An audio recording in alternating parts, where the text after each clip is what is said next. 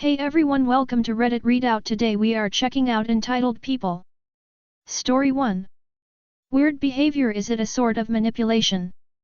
So, I noticed it in a person I came to know about 5 years ago and who I didn't meet much because of COVID.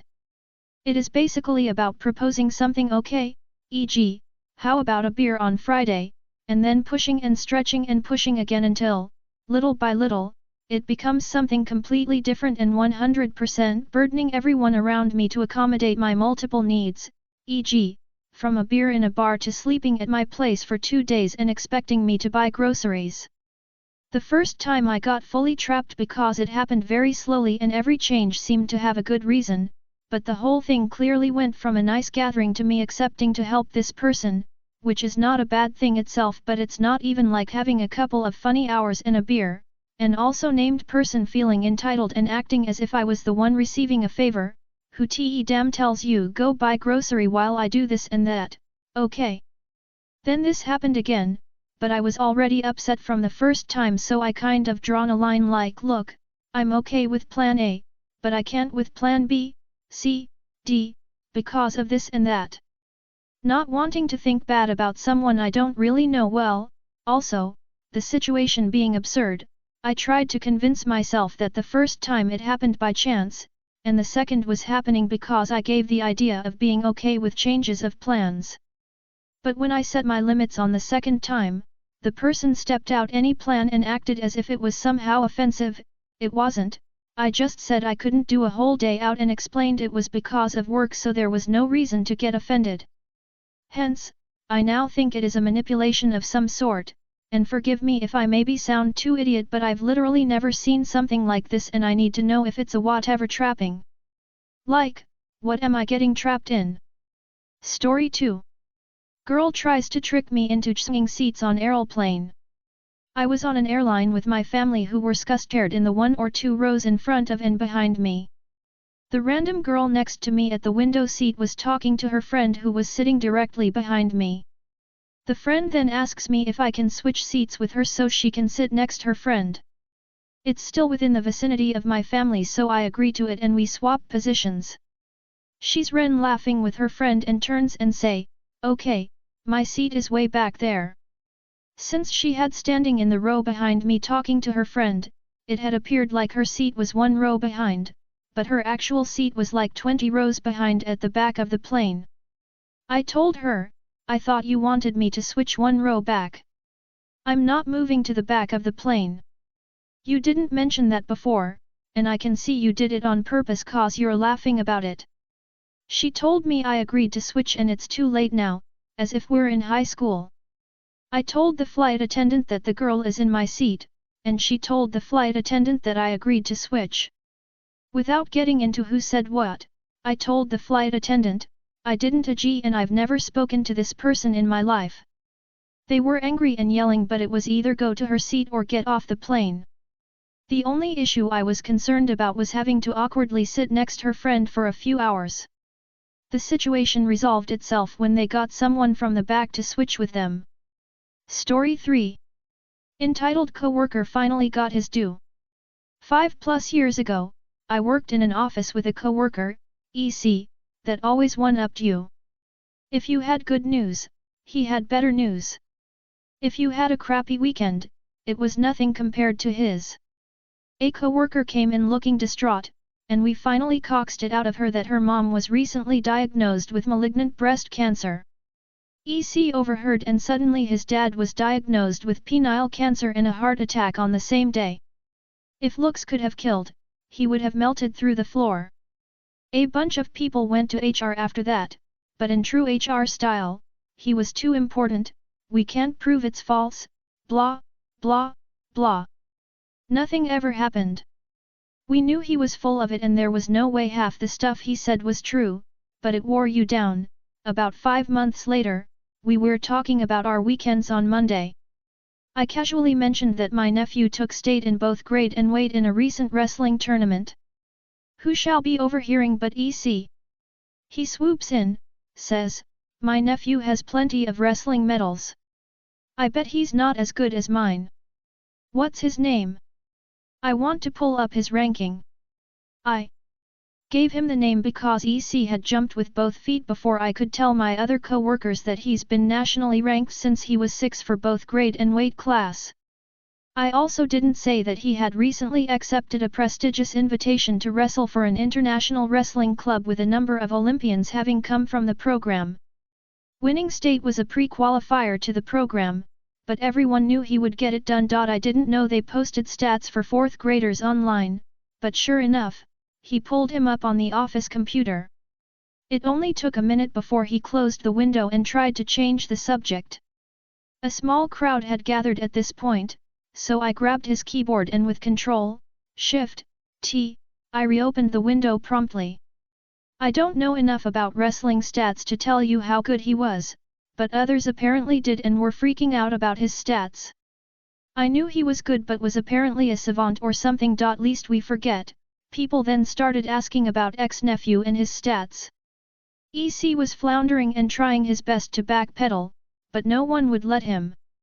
We searched with his last name and got no one that it could be. EC then started saying it was his nephew on the other side.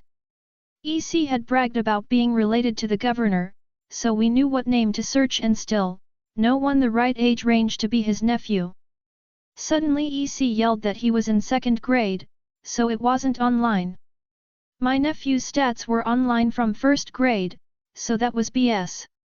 Next came, he lives in another state, but that didn't matter as he was quickly shown wrestlers from other states, clubs/leagues, AMD even genders.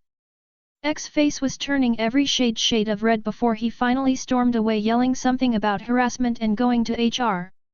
HR did reach out, but we pointed out the blatant hypocrisy when others filed complaints about him. A strongly worded email about unity, being a team player, and respect in the workplace was sent around. That everyone ignored. I stayed there another 10 or so months before I moved. EC still tried to insert himself into conversations and one-up everyone, but all it took was someone saying, "How did your nephew do in wrestling this weekend?" And he shut up. Story 4. Entitled Woman Lied About Her Injury. CW, Mild Gun Violence. So this took place years ago, a true crime story on YouTube reminded me of this gem. So, back in the before times, late 00s, I was a nanny. I watched 2 sets of kids, one set was all day, the other was before and after school care. I would routinely put the littles in a stroller/wagon and pull them around to the nearest playground. The little monsters would get their time in the sun and I would get my steps in. I, a suspiciously large black woman, was walking back to the little one's house to get ready for school pickup, when a cop pulled over and waved me down. I was asked for ID, which I didn't have. I was informed I'd need to have it on me at all times, something to that effect, before the cop takes off.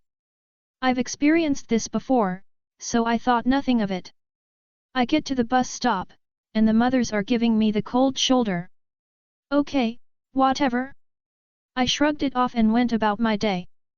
The parents come home, and that is when I'm informed of an attempted robbery that had evidently happened around the same time I was walking back with the littles. A white woman, race is important to this story, had been home alone when a large black man with dreads, her words, attempted to rob her at gunpoint.